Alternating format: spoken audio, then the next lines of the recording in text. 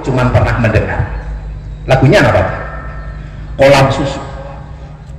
Bukan lautan, hanya kolam susu. Air dan jalan cukup menghidupimu. Tiada badai, tiada topan ku temui. Ikan dan udang menghampiri dirimu. Orang bilang tanah kita tanah surga. Tongkat kayu dan batu jadi tanaman. Orang bilang tanah kita tanah surga. Tongkat batu dan kayu jadi tanaman. Pernah dengar lagu ini Pak? Nah, malah dari malah sing apa itu mulai usaha ya. Itu gambaran begitu indahnya, begitu suburnya bangsa Indonesia. Omah tidak kalah ketinggalan Omah Irama.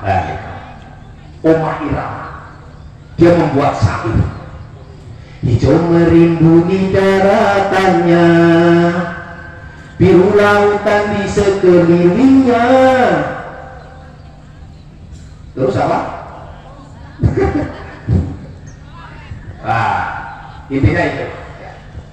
Hijau merimbuni daratannya, biru lautan di sekelilingnya. Itulah negeri Indonesia, negeri yang subur serta kaya raya. Seluruh harta kekayaan negara hanyalah untuk kemakmuran rakyatnya. Namun hatiku selalu bertanya-tanya, kenapa kehidupan tidak merata? Gambar teman. Ini sebuah gambaran negeri Sabah seperti negeri Indonesia. Kemakmuran bangsa Indonesia ini sudah dikenal dunia, Pak. Sudah kenal dunia. Sampai-sampai, Pak, para negara-negara orientalis, negara-negara penjajah dari tahun 1511 datang ke Indonesia. Siapa? Bangsa mana ini? Bangsa Portugis. Bangsa Portugis datang ke Indonesia di daerah Malaka untuk apa, Pak? Karena begitu makmurnya bangsa ini mengambil kekayaan yang ada di Indonesia itu. Yang dipimpin oleh siapa ini? Portugis, penjajah Portugis. Dulu kita mengenal Alfonso de Albuquerque, ya kan ya? Biar nggak lupa. Tahun 1511 bangsa Portugis datang ke Malaka untuk ngambil kekayaan yang ada di Indonesia. Lain. Lalu berikutnya dari tahun 1511 datang negara Spanyol 1521 yang dipimpin oleh Christopher Columbus. Mereka ini untuk apa, Bapak? Untuk mengambil kekayaan yang ada di Indonesia. Lalu selanjutnya Belanda 1596 dan didirikan perdagangan persatuan dagang yang namanya VOC 1602 berdiri VOC untuk mengolah kekayaan bangsa Indonesia dibawa ke negara Belanda. Indonesia dijajah untuk mengambil seluruh kekayaan yang ada di Indonesia ini.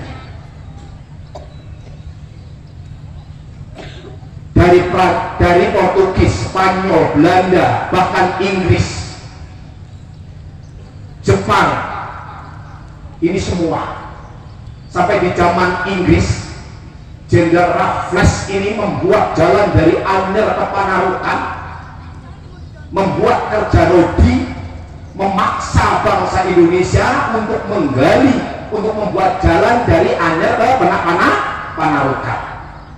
Zaman Jepang, ibu-ibu mengenal dengan adanya Romusha. Sebenarnya Allah sudah memperingatkan kita ini memperingatkan bangsa ini, hei bangsa Indonesia, jangan tidur kalian.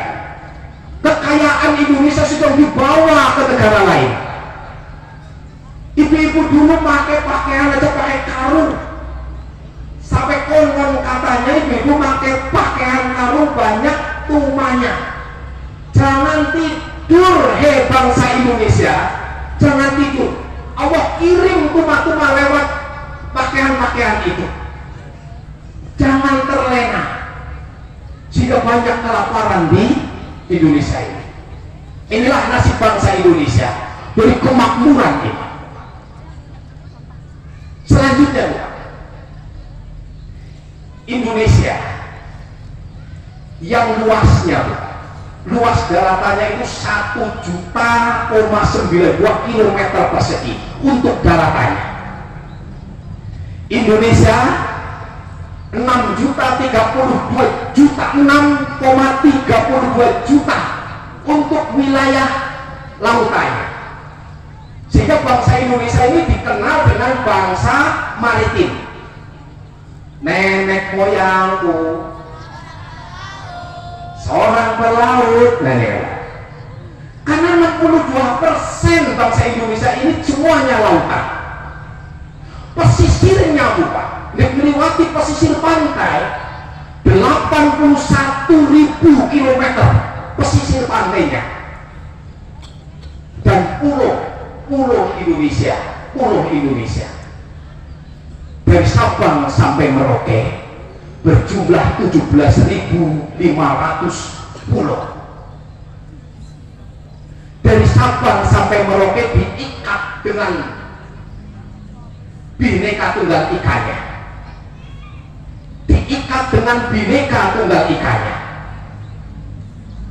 Penduduk Indonesia hari ini bukan 281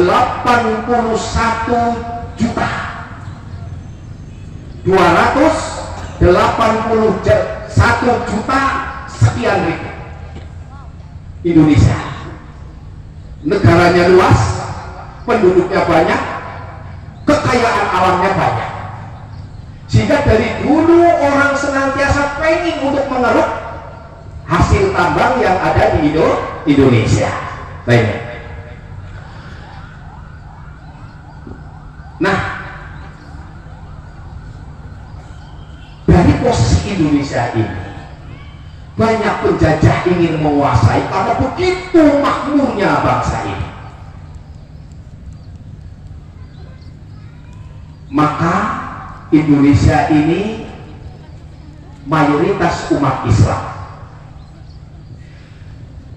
Indonesia diikat dan dilem oleh para darah syuhada. Indonesia diikat, dilem dengan 17.500 pulau ini, diikat oleh para syuhada, darahnya para syuhada umat Islam. Apa sih kontribusi umat Islam untuk bangsa ini? Bangsa ini dilahirkan oleh umat Islam, bukan? Lihat dalam sejarah, lihat ayat-ayat.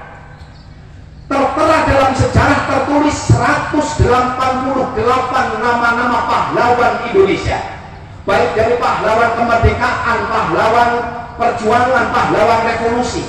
90% bangsa para pahlawan ini adalah umat Islam.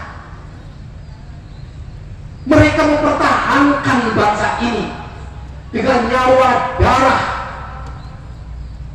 untuk Indonesia tetap bersatu. Kita lihat banyak pahlawan Aceh, Panglima Polim, Teuku Umar, Teuku Tiro, Cut Nyadin, Cut Mutia, mempertahankan mereka adalah agama Islam. Kalau orang bertanya apa sih kontribusi umat Islam di Indonesia, cek, silahkan di sensus setiap makam, taman makam pahlawan yang ada di Indonesia, dicek siapa mereka. 90% umat Islam.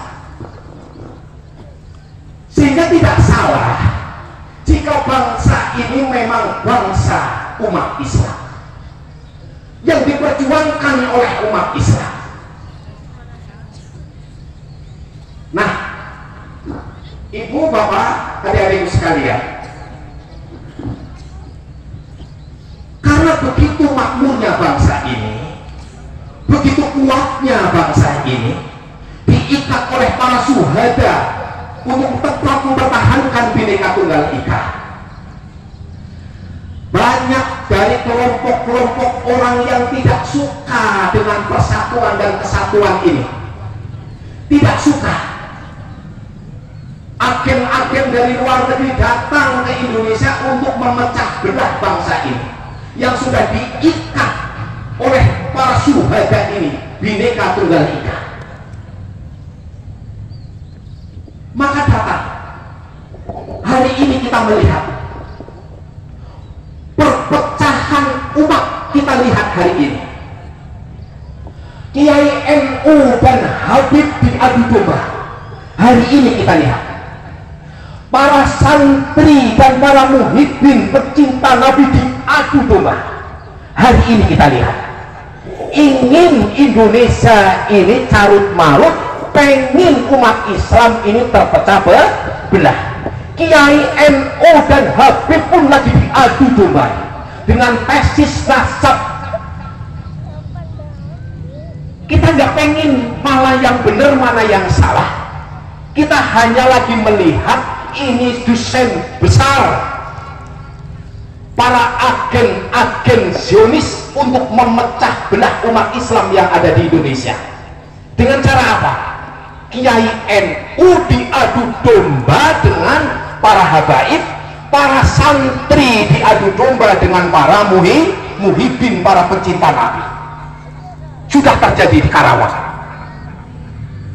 dan semuanya saling menantang. Ini sesama anak negeri, ibu bapak sekalian. Mereka nggak suka bangsa ini bersatu. Kalau ingin memecah bangsa ini, mereka punya target: hancurkan dulu umat Islam, hancurkan dulu umat Islam, terutama yang ada di Pulau Jawa ini.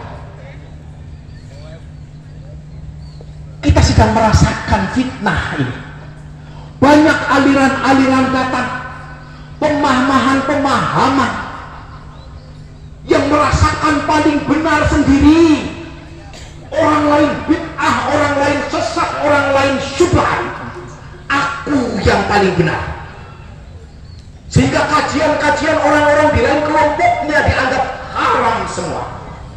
Bahkan untuk duduk di satu majelis pun haram hukumnya. Apa ini? Ini adalah sebuah desain besar. Desain besar untuk memecah belah umat ini. Sayang anak pokoknya lah. Munculnya berbagai pemahaman, merasa paling benar, merasa dirinya paling alim, paling syar'i. Ibu bapak, adik-adik sekalian. Selain itu, ibu bapak sekalian,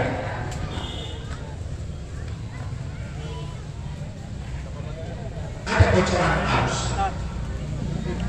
dari majalah Tempo yang menyebutkan bahwa untuk memecah belah umat ini,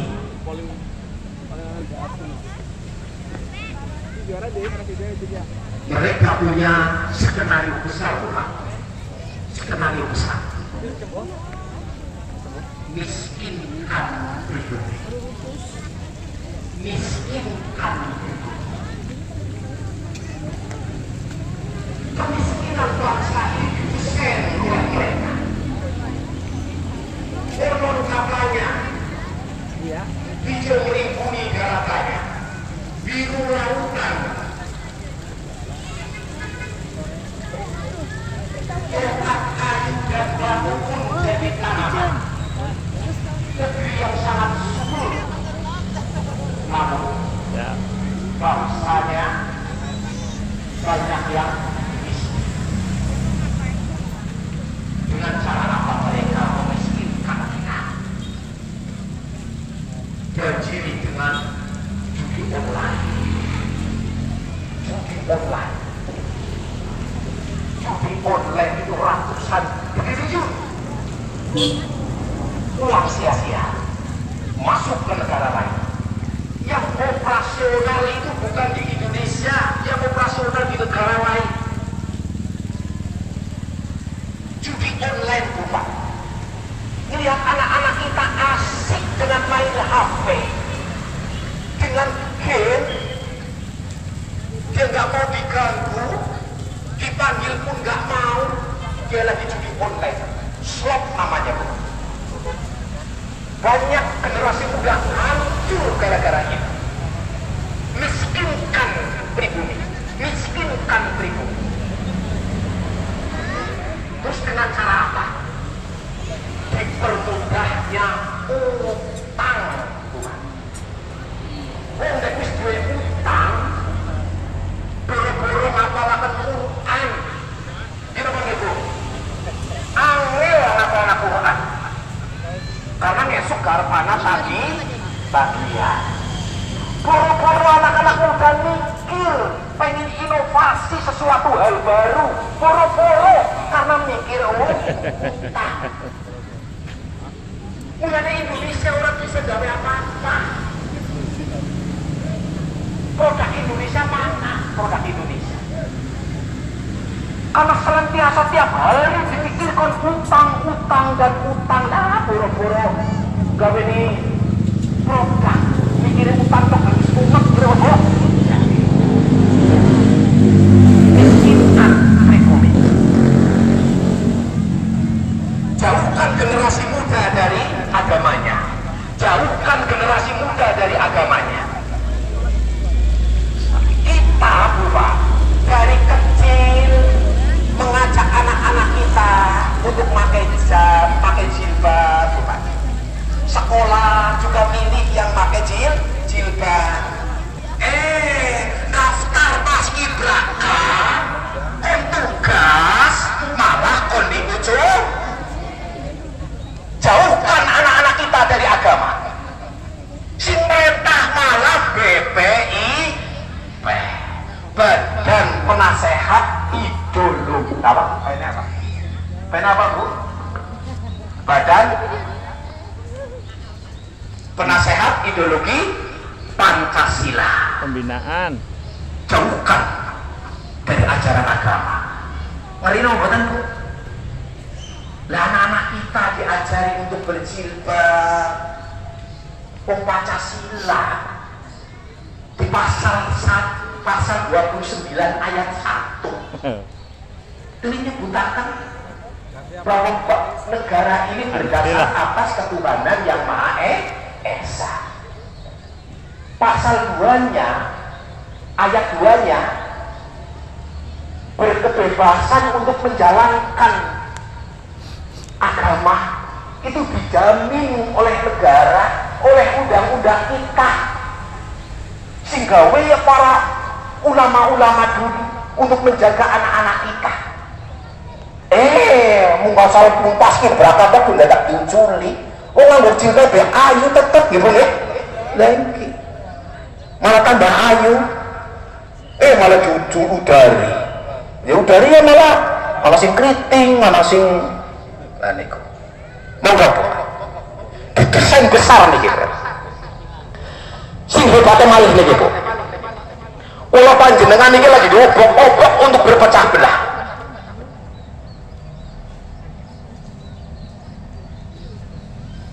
Berikan kepada mereka untuk menjalani seks bebas.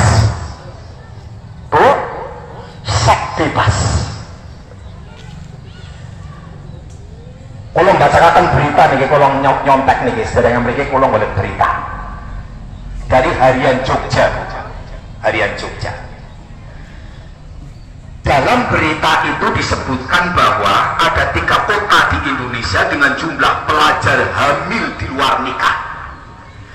Terbanyak pertama adalah Tangerang Selatan, yang kedua Yogyakarta, dan Madiun. Faktornya antara lain karena ekonomi dan pandemi COVID.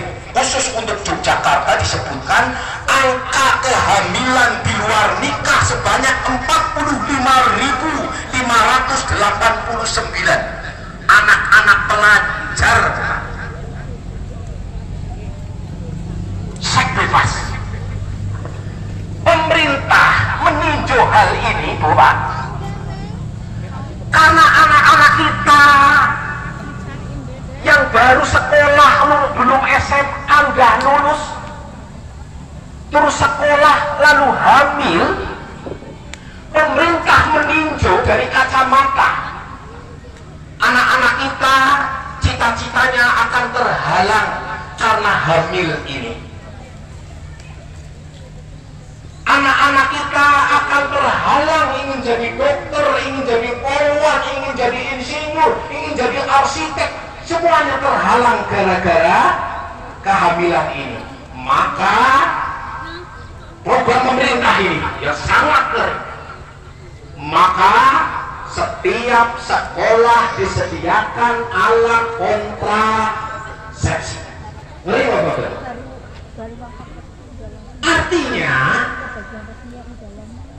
pemerintah itu mengizinkan para pelajar kita untuk seks bebas. Ngeri Bapak?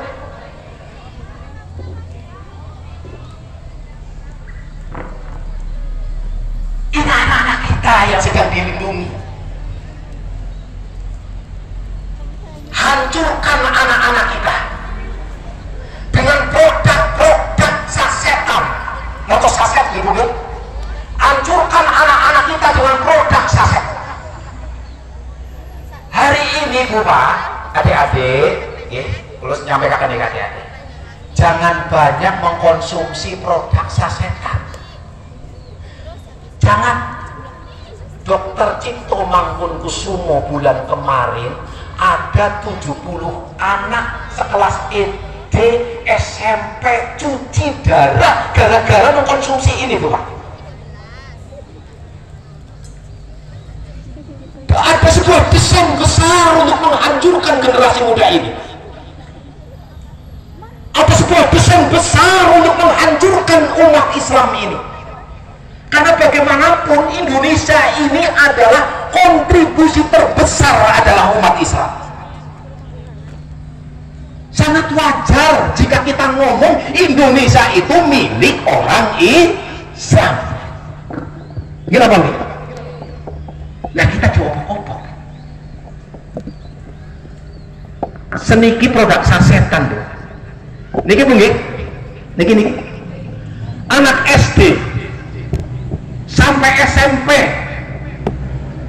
tidak pernah wak minuman niki Bu. Niki apa niki Bu? Di dalamnya ada bahan pengawet, kandungan gula yang begitu besar, ada pewarna. 5 tahun 10 tahun anak-anak kita mengkonsumsi. Apa yang terjadi? Cuci darah.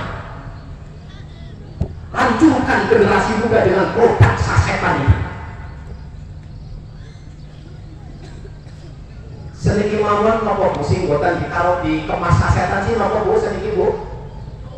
Unir pun di sasetan. Bawang, ketumbar, napa malih? Merica dan semua produk itu punya expired. Berapa expired Bu? Masa berlaku, artinya di dalamnya itu ada bahan pengawet yang merusak tubuh kita. Jadi nggak heran orang tuanya pada teker-tenger, pada stroke, anak-anak mudanya pada cuci darah. Langsung bangsa ini siapa yang mau mengisi? Jika generasi mudanya semuanya cuci darah, para orang tuanya kena penyakit stroke.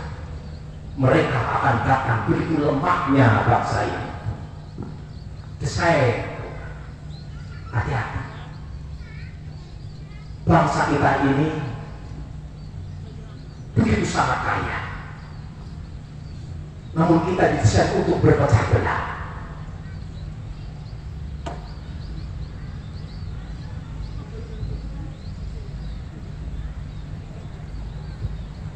Sehingga juga orang lain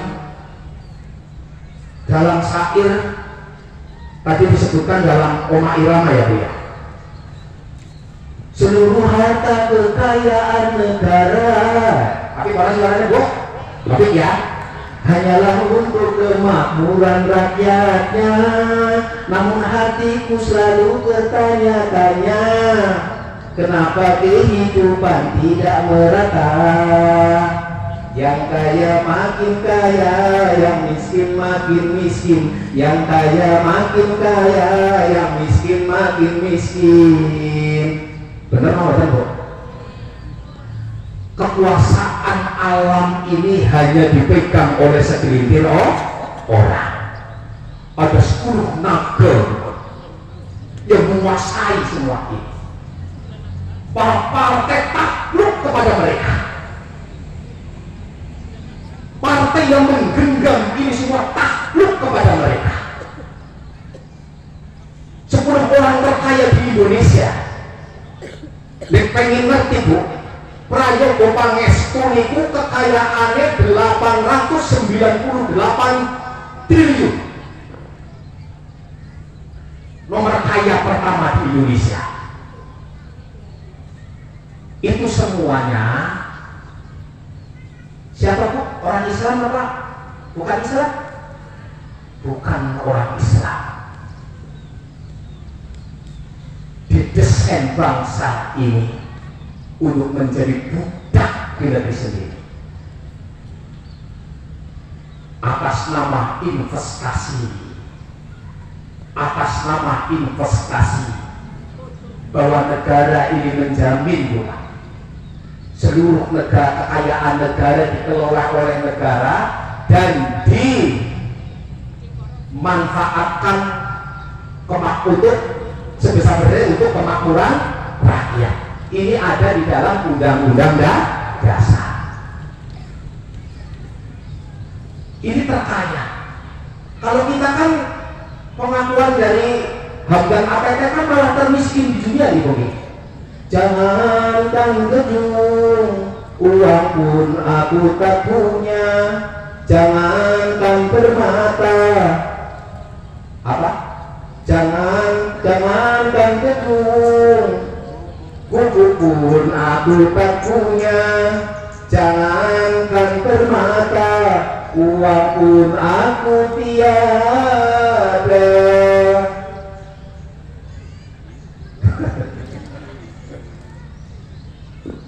Baik, kita ini jaga kedaulatan bangsa ini.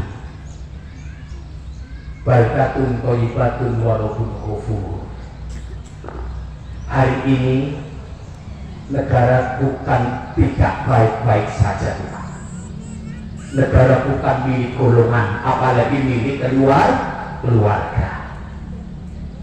Lagi rame keputusan MK, ribuan mahasiswa demo biar undang-undang pilkada harus digagalkan karena demi untuk kepentingan politik dinasti. Ada apa dengan bangsa ini? Bangun, jangan begitu santai. Kita sedang diobok-obok oleh bangsa lain. Itu Bapak sekalian.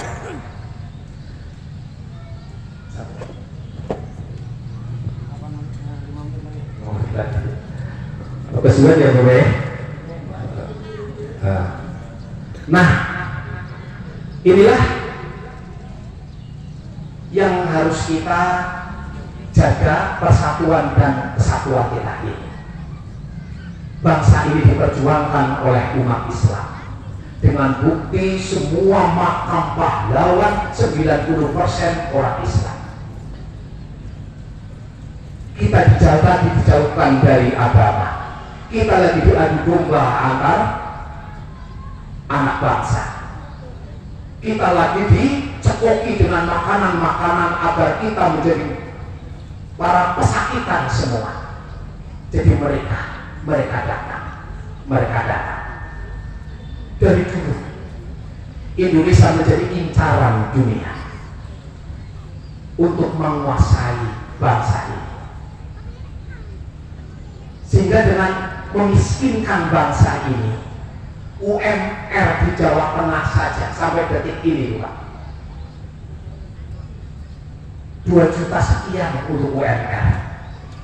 Dari masa sekarang ini, kehidupan sekarang ini, padahal Indonesia begitu kaya raya,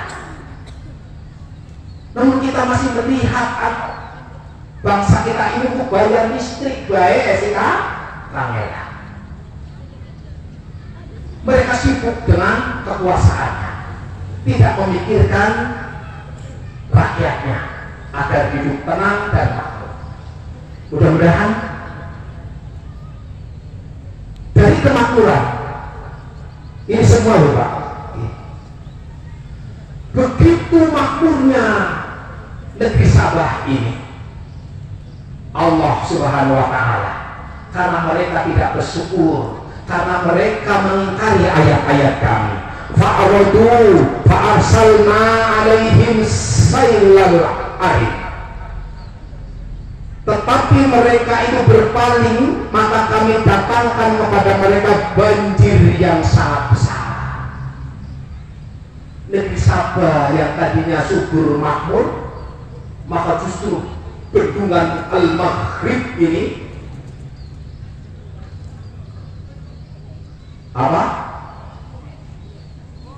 Jebol, nah, terus menjadi tanaman-tanaman dimakan pun nggak bisa. Indonesia hari ini, jika hero Indonesia hari ini tetap seperti ini kabar yang lebih mudah-mudahan, ini kabar yang tidak benar, karena ini kabar dari BPPD, Badan Penanggulangan Bencana Daerah. Ada apa Pak? Gempa, mega trust. Kenapa ini muncul sekarang? Jangan seperti negeri Sabah, bendungan Al-Maghrib ini jebol. Indonesia konon katanya Pulau Jawa akan terbelah menjadi 2 gara-gara gempa mega trust. Berarti ini sudah menandakan waskurulah, kita sudah jauh dari bersyukur kepada Allah Subhanahu wa Ta'ala dan jauh dari ayat-ayat Allah yang diingkari oleh kita. Semoga ini sebagai penyemangat di 79 Indonesia merdeka.